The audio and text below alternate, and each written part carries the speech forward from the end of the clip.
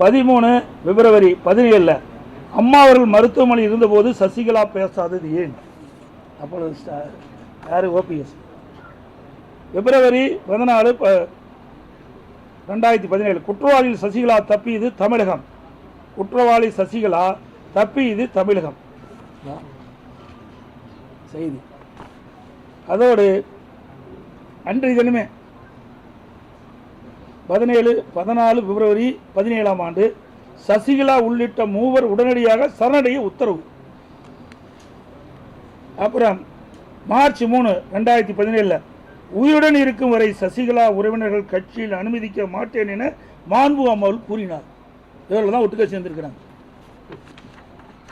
இப்படி சந்தர்ப்ப சூழ்நிலைக்கு தக்கவாறு தங்களை மாற்றிக்கொள்வதுதான் இவர்கள்.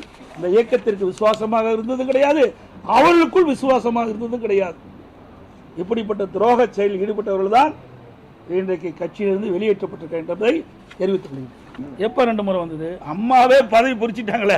அம்மாவே 2015 நினைக்கிறேன். அவர் 14 அவரை வைத்த அந்த அமைச்சர் பதவியை விடுவிச்சிட்டாங்களே.